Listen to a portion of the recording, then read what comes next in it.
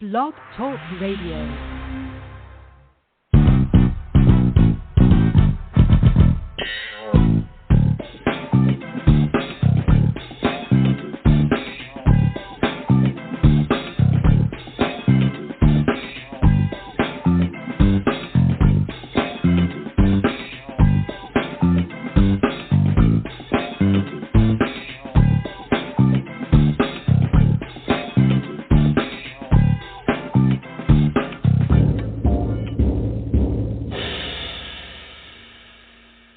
Today is Tuesday, February 1st, 2022, and this is FOXOLOGY. I am Silver Ray Fox, your host.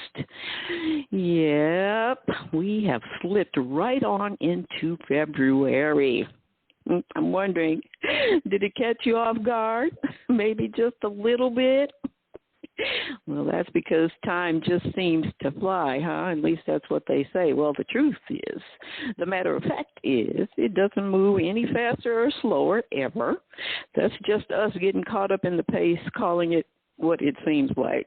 But whatever, here we are into the second month of the year already. So here's a question. What you got going in month two? Are you staying on course? Staying on track, staying on point. You get it where I'm going, right? Sticking with the plan, mindset on your goals, getting it done. Ooh, yeah, I hear all of that. I know that's right. Well, here's my comment in cheerleading for you is keep up the good work. Yes, indeed. Stay with the plan. Well, I'm talking with a true queen today. Yes, for real. And she is always getting it done, doing a good work for herself and for others. And besides being beautiful, she's been bad and bold enough to win not one, but two pageants. Yes, she did that and has used her influential platform for the greater good and her personal story to make an impact in the lives of others. Yes, this lady is queening in life, in pageantry, in her purpose, and in the prosperity for herself and for the prosperity of others. Don't you love that? She's going to talk to us about all of that today. She is Shelby Patrice Jenkins, and she is in my FOXOLOGY spotlight today. I'm excited. Welcome, Shelby. Hi, how are you? I'm doing wonderfully well. Thank you so much for asking. I'm glad I probably say this to all my guests because I know all of you are so busy doing life and business and other things, and I just am truly grateful and thankful when you take the time to spend some of your time with me and my audience. I just love the interesting people I get to meet and know and select to be on the show, and I'm just glad that you were able to do it today. I truly appreciate it. There's so much to talk to you about, and it's really true. You are queening in life, and we'll get to that. But today, I had not read your backstory, Shelby. If I did, it might have been a while back. And it's such a beautiful story, and you tell it in such a way that I think is such a blessing to people when they may look at their lives and see it one way. But you have a very interesting story to tell. So I would like for you to go ahead, and if you leave anything out, I'll bring it up. But let's tell people about. Let's tell people your backstory. Yeah, so my name is Shelby Patrice Jenkins, and I go by Shelby Patrice, and I'll tell you why. But I was adopted when I was 18 months in Miami, Florida, and born and raised in Miami, and I was adopted. So being adopted, honestly, truthfully, changed my life because I see it as I was given a second chance at life, and I was able to, see the world. And I grew up in the suburbs of Miami to great parents, and with being adopted so young, I have to remind myself that I was adopted because I'm so close with my parents. You would think that they're just mine. So, I was adopted, grew up in the suburbs of Miami. They are Florida. yours. Yeah, went to college at Kentucky State University. And then that's when I got into pageantry, and I was Miss Kappa Kappa Psi in 2009. Then I did the Miss Black USA pageant and won Miss Black Kentucky USA 2012, and then moved to Texas and did the Miss Texas U.S. 2016. And, you know, I always had a platform of adoption and foster care because I always wanted to share my story with others and just tell people that are in foster care or that were adopted that if I could do it, you could do it too. And the sky's the limit. And I made that my limit. And it's like, you know, you can, when you go up and you just fly, because I am a flight attendant as well as being a business owner, like, it's just like, wow, like I look outside the window, and like it just keeps going up and up and up and up and up. And it's like, those are your dreams. Just keep going up and up and up and up and up. And, you know, I just, everything that I manifest and that I speak into existence that I'm going to do, I just make sure that I do it. So, yeah, that's really just a backstory about me. And now I'm just a CEO of Budget University. Well, you know, I particularly would like for you to reflect on something. It's really a wonderful unfolding of your story. And I'm only going to mention this because one of the things I try to do with everything I do, but particularly when it seems like a person may be facing adverse circumstances are born into them or not sure how to get around it or think differently. You did that. In your bio, you didn't say that, but I'm bringing it up because I want you to tell how you were able to overcome that. But you were abandoned by your mom. And you write it in such a way as to explain that you really got to a point of understanding why she had to make that decision. And I'm asking you about it, Shelby, because I think it'll help other people. That I have several friends who have been adopted, and they have incredible stories too, wonderful ones. But I know that it's often a struggle to as you mentioned, to come to a place of a quietness about it in your own life and soul about it. So can you share what some of that felt like to you and what kind of tools or skills you used or who helped you to maneuver that whole process of realizing what had happened? Yeah, of course. So I didn't find out I was adopted until I was maybe like 10 or 11. My mom told me because I remember I was going through pictures and I came home and I was like from school. And, you know, when you're talking to kids on the playground, honey, any topic can come up, any topic. So I come home and I said, my mom was like, what are you doing? And I was like, I'm looking for your pregnancy pictures when you were pregnant with me. And my mom was like, "Oh, I don't have any of those." So I'm literally just scramming through those pictures. And my mom was like, "Well, Shelby, sweetie, you were adopted." And I just said, "Okay." I did not think anything of it, and I didn't revisit it. And then what happened was I didn't even know my story. So then when I became Miss Black Kentucky in 2012, that's honestly, that platform and that title changed my life because Miss Karen was like, who's the CEO, said, I want you to get a topic that you can refer to and that means something to you. And I said, my mom was like, you need to do adoption and foster care because you were adopted and you could touch a lot of people.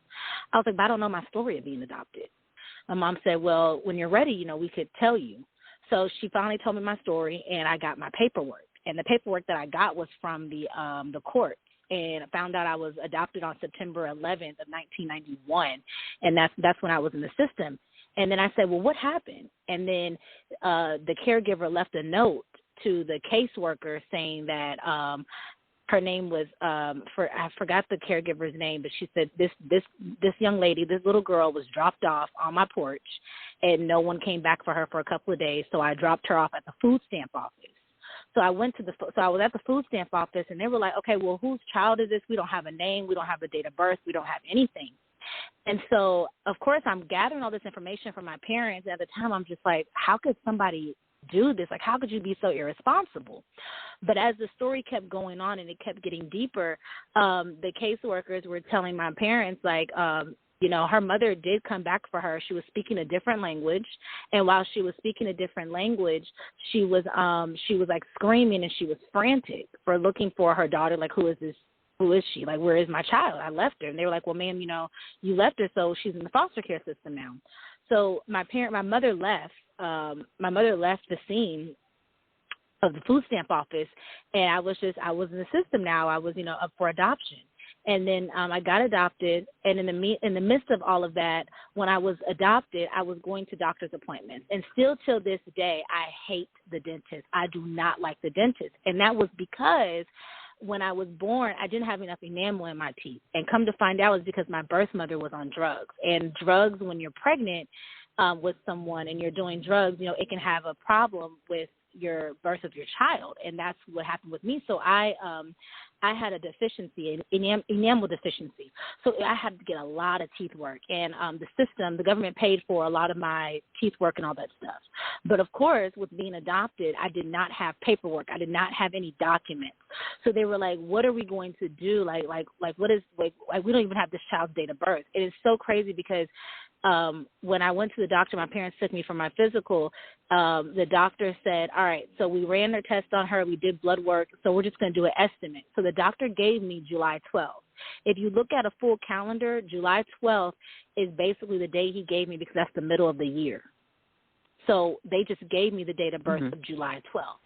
So, I don't know what my real birthday is. I don't know what my real name is, but at the end of the day, what I do know is that I was given a second chance. That's what I do know. And I was given the second opportunity to give back to people and to show people that this girl never let her story get her out of her right mind. And I tell people that lately I wake up every day and I'm like, thank you, Lord, that I'm in my right mind. Because if anything else, I don't have to be in my right mind. I could be stagnant. I could be everywhere, but I don't let that get to me because I just see it as you were given a second chance. You were given a second chance. You're going to prosper. You were given a second chance. And that's what I'm doing. And, I do think about it because, with being adopted and having that story, when you go to the doctor and you get physicals and stuff, people are like, do you have cancer in your family? No, I don't know. I was adopted. So it sucks because, my medical bills are kind of high because I got to get tests for everything, because I don't know what runs in my family because I was adopted. But at the end of the day, I'm grateful. I'm happy that I'm healthy. And I really don't let that get in the way. I do see a therapist, when I do think about things and all that stuff. I did the Ancestry DNA, and that helped me find out that I was African-American Cuban. And I got into adoption groups because it's one thing about talking to people that are not adopted, but there's other ways of talking to people that are adopted and understand where you're coming from. And if I was to give advice to anyone that's going through that, I would definitely say you have to hang out with people that are going through what you have that have been through what you have been through. Because if we're both going through this, we're both going to be trying to find the puzzle pieces to get through it. But what I'm going to do is I'm going to find somebody that's been through it so they can help me fit the puzzle pieces to where they need to go so I can overcome it. And that's what I did. So I found pastors, I found therapists that were adopted, and like, this is what I did. And I was like, wow, I'm going to try that. And that's what I did to it. So I did what I did, and I did the DNA to find out who I was and, see if you can find cousins or aunts or uncles. And that's what I did. And I did my research, and I never let it overcome me or bring negative light on me because I saw it as I had to keep thinking to myself, you're given a second chance, Shelby, you're given a second chance. So I had to stay positive. Yes. What a beautiful, beautiful story. And I wanted you to share all of that because I'm glad that you shared that you reached out to so many people to help you bridge understanding and give you strength and understanding. I'm glad you shared all of that because there are other stories where people just kind of hang on to, I was abandoned. And that can take you down a road of, self-destruction if that's what you hang on to. And you just, decided that you were going to renew how you saw things. And I'm just so all about that. I know it wasn't the easiest thing, but a lot of things in life are not. But your story is certainly a great example of what you can do under circumstances that may seem like they were just the worst thing that could have happened to you. And I'm telling you, I think it's so admirable. Thank you for allowing us to hear all of that. Well, let's talk about some other things. I want to talk about your pageantry journey. I think that pageants are just the most wonderful thing a young lady or man can do for growth and personal and professional development, and you certainly have a lot of experience with it. What would you say was the most fun part of being in a pageant is for you? The fun part about it, number one, I would say, is your platform. You make your pageant what you make it. So for me, it's your platform. So the fun part for me was I was like, you know what? It's basically like my coming out. Like I was like, oh, I'm adopted. So the fun part for me was getting all those gigs and appearances, to go to foster homes, to speak at adoption seminars, and to be able to do all that stuff while practicing my pageant photos and practicing my wave. Because when I go to these appearances, I'm like, oh, I got to take pictures with people. Oh, I got to wave. So at the same time, I'm practicing my pageant stuff while doing what I love. And I think that was the best part, because I got to meet so many amazing people from different avenues and different platforms and backgrounds. And for me, that was fun, and I was like, this is awesome. And then learning about the other girls as well that were going through what they're going through and had different platforms and different meanings behind their life. So I was like, this is awesome that I have an opportunity to like share my story, but they're sharing their story just as well. So that, for me, that's fun. And I tell people all the time, like, when you get into pageants, it looks like it's just glams and all this stuff, but deep down inside, it's really just figuring out who you are as a person and the real you, because you have to stand up for yourself on things. Like, no, I'm not doing this. Yes, I'm doing this. So you're learning so much about yourself, the entertainment industry, pageantry, how business works. So it was a fun opportunity, and it's just, for me, it's definitely life-changing. I know that it is.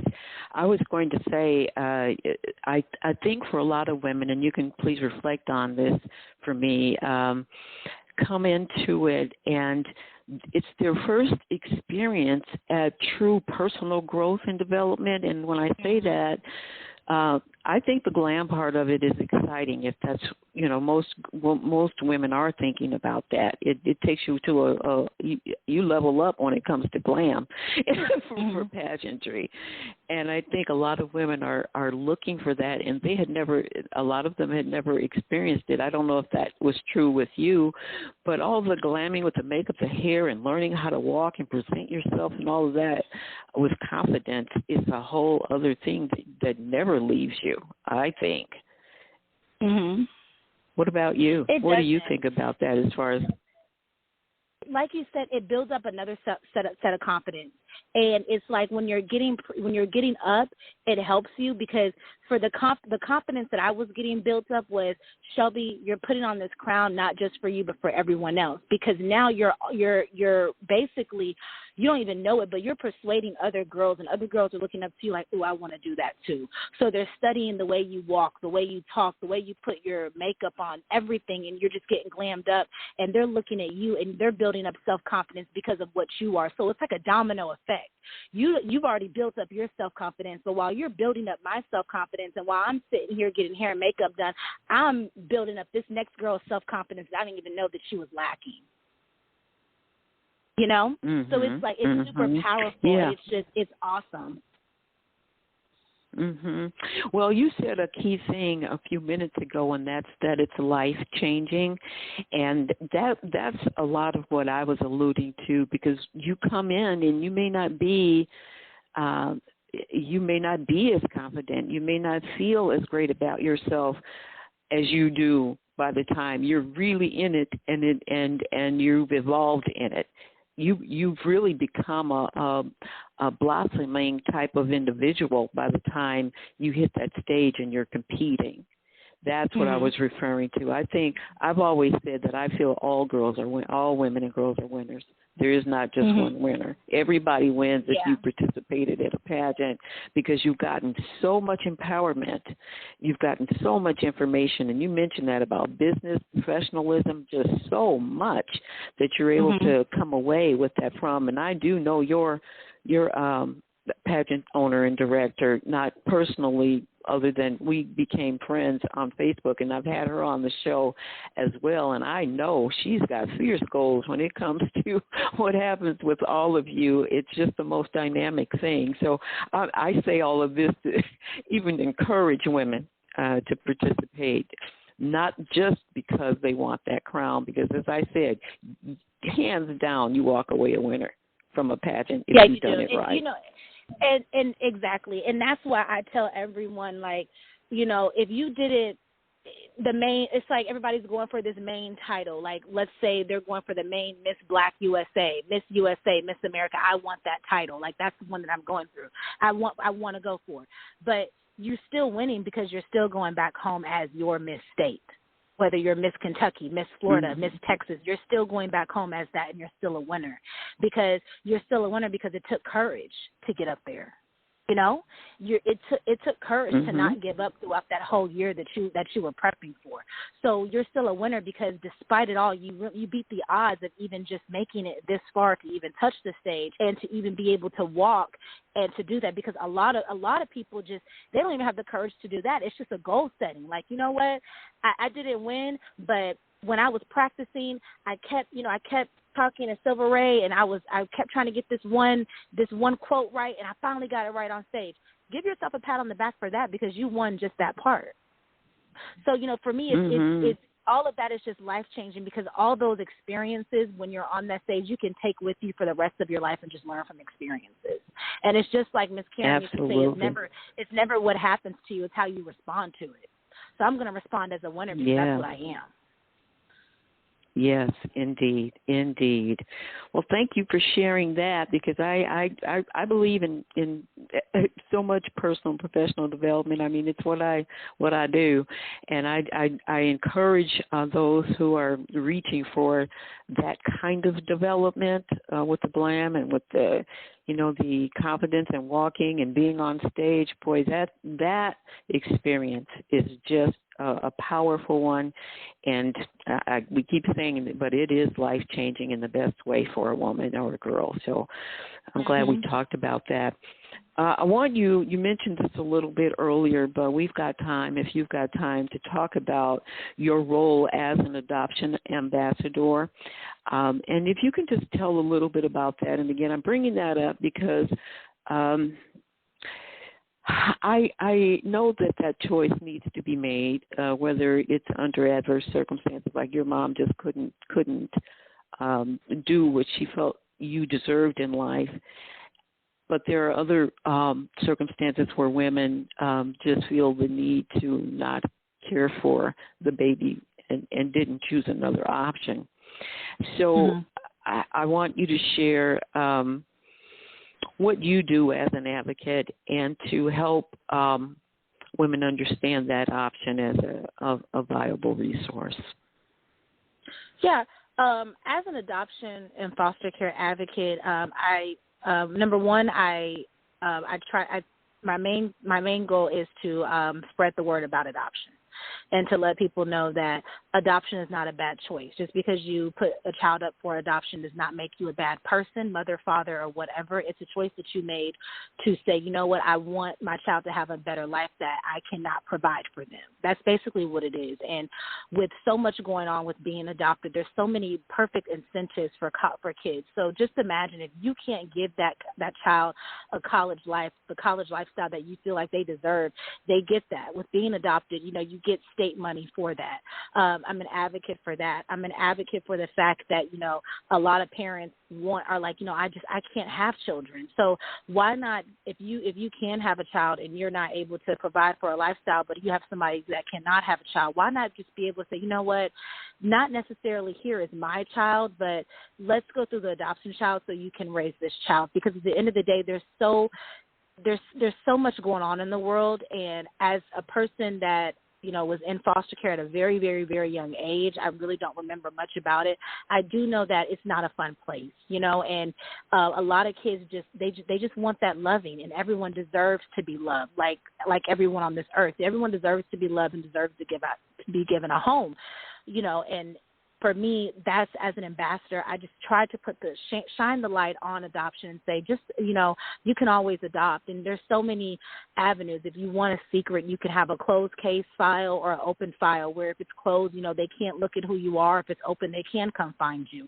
But at the end of the day, there's so many avenues. I also do workshops with parents that are looking to adopt. And it's like, what do we do? And the biggest thing on it is patience that I tell people. If you are looking to adopt for a child, you got to have patience. It's not going to happen. It's the interview process. There's a lot that you have to do with it. And then there's other avenues to it where, there's parents that have adopted a child and they're like, Shelby, we haven't even told her that she's adopted yet. What do we do? So there's so many different avenues to it. But I always tell people that,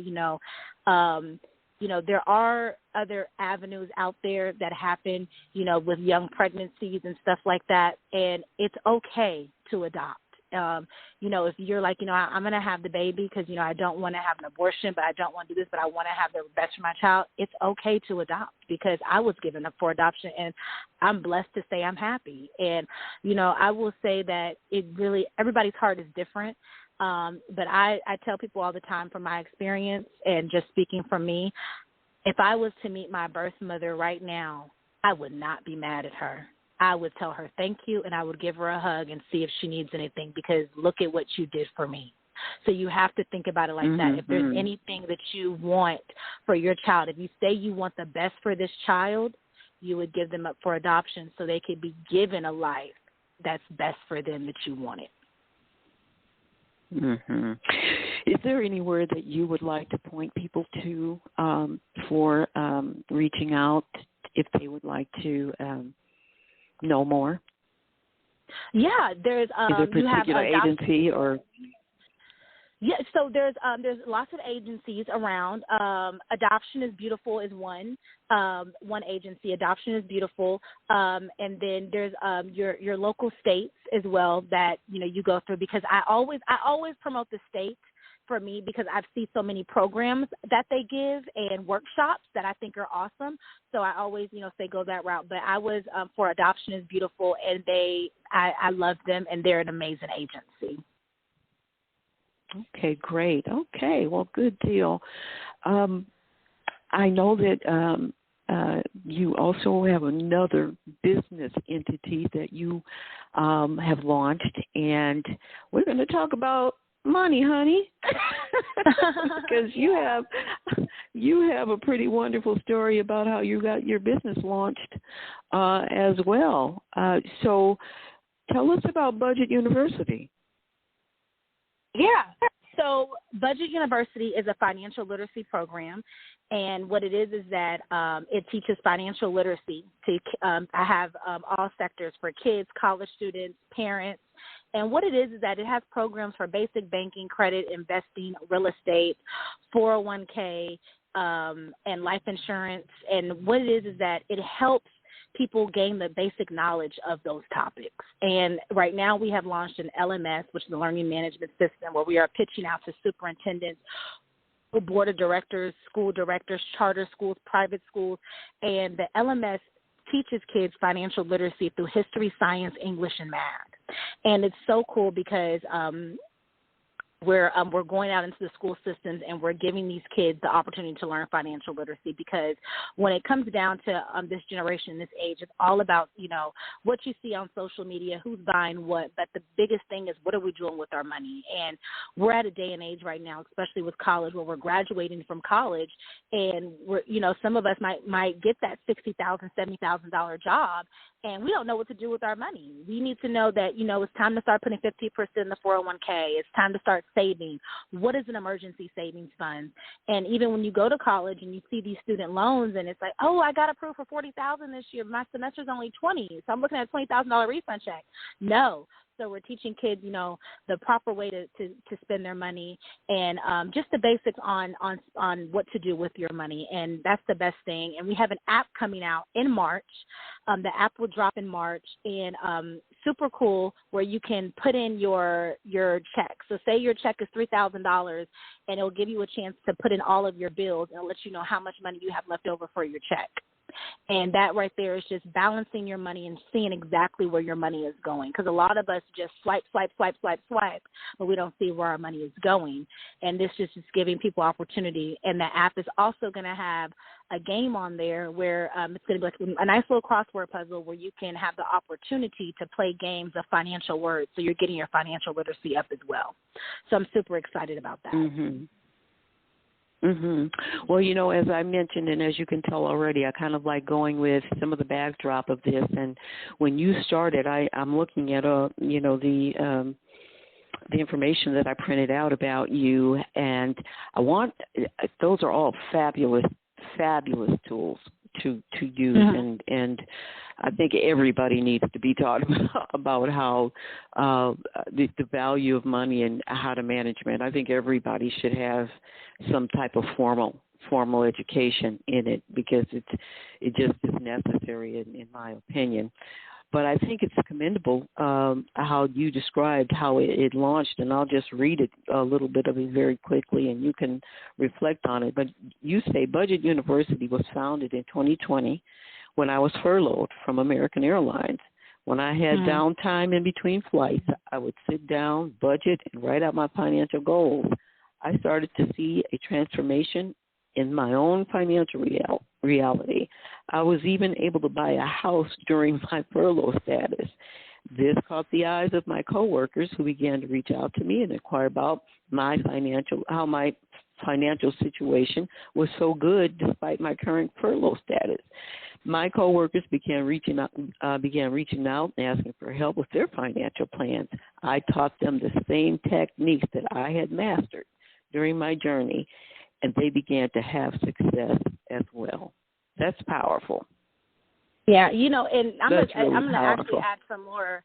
I'm going to add something else that's more powerful. So it started off before that. I was in 2016, I was in a very low place in my life, and I didn't know anything, and I had a roommate. Me and my god sister were living together in Dallas, in Arlington, across from Six Flags.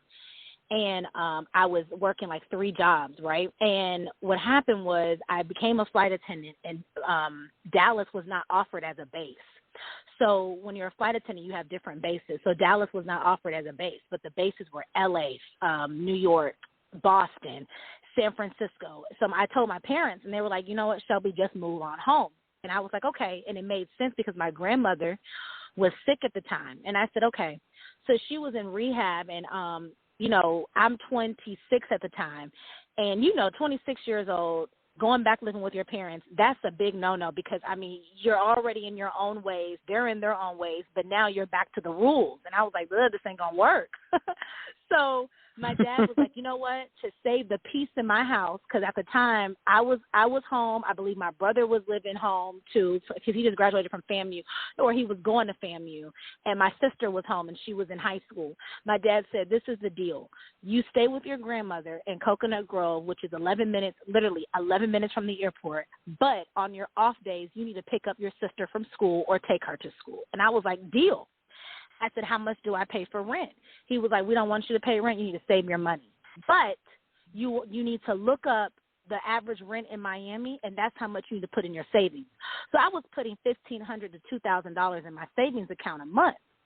Well, what happened was I was living with my grandmother, and, grandma, she takes care, makes sure I ate, everything was good. So, unfortunately, my grandmother passed away August 18th, 2018, 8/18/18. And when she passed away, mind you, this whole time, me, my brother, and my sister had no idea that we were left a trust fund. We were left property. Mm-hmm. We were left a CD account. We were left life insurance policies. No idea. This whole time, we had no idea. I was like, what? Mm-hmm. So we sat down with the financial advisor and to go over the will and everything. And my mouth is dropped, because I'm like, she had all this stuff, and didn't say anything. And my parents knew too, but they didn't say anything because it really wasn't our business at the time. But time to bury her, my dad was so distraught, I went ahead and I ran the funeral. So my final straw of it was, besides working as a flight attendant and being known as the flight attendant on the jump seat that's doing budgets, was the fact that my grandmother had a pre-need. A pre-need is where you pay for all of your funeral expenses already. Everything's paid for. Your plot's taken care of. It's like basically insurance on your funeral. Your plot's taken care of. The casket and everything was already taken care of. Well, I wanted to upgrade the casket because she got a basic casket. I didn't like it. So we did that.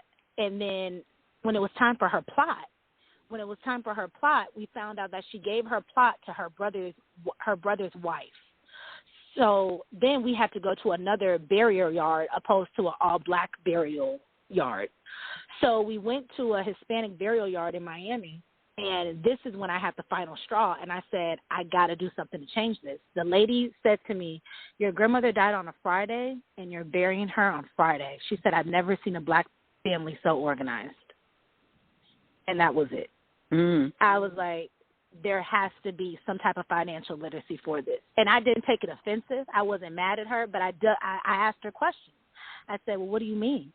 She was like, usually we're waiting for GoFundMes or waiting for the church to, have a dinner or to do this or, waiting for the pastor to come in and give a check or give his credit card or do this. And I said, interesting. And I was like, wow. And then we went. And we put her in a monocellum, and I was like, and the lady was just at awe with what we were doing because we had cash for everything, and she was just like at awe. Yeah. And then I left, and I told my dad, and I told my mom what the lady at the funeral home said, and they, what? I was like, no, I didn't take it wrong because she didn't say it like that. She was just saying like, wow.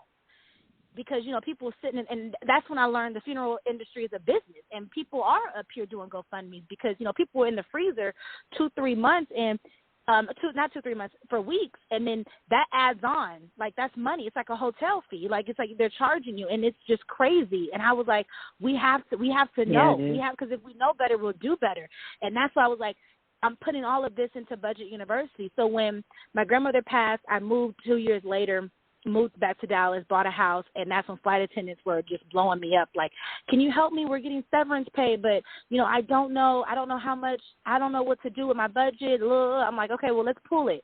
And that's when I said, this has to be taught, because if this was taught in the school system or this was taught at home, we wouldn't be in the situations that we are in now. So when people get furloughed, get laid off, or get fired from their jobs, they're like, oh, okay, well, I got emergency savings funds. I'm good. Oh, I have this to take care of this. So I was like, Budget University. And it started off as a Facebook group where I just put people in the Facebook group, and then I woke up and it was like 500 people because they started adding their friends, started adding their friends. So I made it an LLC, I trademarked it, and I'm here. And I was like, this is what needs to happen. To me, it's just the basics of banking. It's not hard. Like, we can't talk about investing if we don't know what we're doing with the $2 that's coming out of our check. We can't talk about making more money for us if we can't properly read our paychecks. So I was like, it's the basics of banking. And that's why I did Budget University. So you're budgeting and you're learning from it, university. That's a wonderful story, too. My goodness, there's so many ways in life that you're helping people. I really like that, Shelby. I want you to tell people particularly how they can reach out to you for being a part of Budget University. What's that website? Yeah, our website is www.budgetuniversityonline.com, and the app will be Budget University, and it will be free. And go on there and, start figuring out your stuff and play games. And we're there, and you can email us at info@budget-university.com, and always open 24/7. Okay, good deal. Well, listen, we're at a point where I'm going to go ahead and thank you for being so generous with your time and with your experience and information and expertise about things. You've shared a whole lot of stuff that I know can help people go in various directions, because we've talked about pageants, we talked about the adoption is beautiful opportunity and financial literacy. Is there anything else that you feel like you would like to add? No, I feel like we have covered everything, and I'm so excited to be on the show. I love it. Thank you for letting me talk about both platforms, my adoption and financial literacy. Oh, it's been my complete pleasure, young lady. And I just want to say that I think you're doing an amazing job in life, and I mean this in more ways than one. Keep soaring. You mentioned earlier, I keep going up and up and up. So you keep going up and up and up. So thank you so much. And I love seeing your posts. Thank you. I do. Thank you. They are so fun, and you are just a stunning young woman, and you keep that going as well too. I think that keeping ourselves up, physically, and those of us that really do like to glam, to continue to do that is just a fun thing. So I enjoy seeing some of the things that you're doing. So God bless you, young lady, and keep queening. Thank you. You too. All right. Enjoy the rest of your day. Thanks. You too. Bye-bye. Bye now. And I want to thank all of you as well for spending some time. What a powerful conversation, huh? I tell you, it just goes to show you that if you've got a plan and you know your purpose, there's just so many places that life will allow you to go. So I hope you got as much out of that conversation as I did. I mean, I still get inspired by many, many people, and I truly enjoy the inspiration and the encouragement and the energy from young people in particular. So be sure you check out Budget University online. Again, I said earlier that I think we all need some financial insight. Wasn't that a wonderful story about her grandmother? So check it out and see if there's something that you can learn or something you'd like to share with somebody else about what she is doing. And before I let you go, I just want to mention I have been doing that at the end of my shows, that I do have 2 books on Amazon.com. One of them is What is Faith? The other, Stay in the Ring. And if you do go on Amazon to look for those, be sure you indicate author Silver Ray Fox, because there are other authors with the same titles, and it could be confusing, but my picture is on both of my books, so that will be an indicator that you're in the right spot. And, of course, I think they're great books, so I encourage you to get a copy or 2. Be fun to have it in your book club or something like that. I think you will enjoy them. Also, check out silverrayfox.com. I write very inspiring articles of encouragement, personal, professional development, an array of things to keep people inspired. That's kind of the thing with me, empowered in some way or another. So check that out. Also, I just recently released an 18-minute motivational audio of Stay in the Ring, and that's on silverrayfox.com, the front page. So if you go there, you can see it. And make a dollar holler. It's only 99 cents, and you'll get some good inspiration as well from that. So check that out. And I also have a blog that's called Let's Talk About Faith, and it is faithishowwelive.blogspot.com. But you can look that up. It's Faith is How We Live with Silver Ray Fox, and that should pop up in your Google as well. All stuff that's meant to inspire, encourage, motivate, just make you feel good, better, and at your best. Because that's what I do best. So I hope that you will check it out. Next week, I'm going to be doing a Master Your Mindset on Tuesday at around this same time. So I hope you will tune in for that. I think it's going to be exciting because I'm going to be talking about kicking your butt. No, not that butt, the B-U-T butt. How to overcome some of the mindsets of how we make excuses for not getting certain things done. So I hope you'll tune in for that. In the meantime, I hope you have an incredibly wonderful day. Be good, be blessed, and be awesome.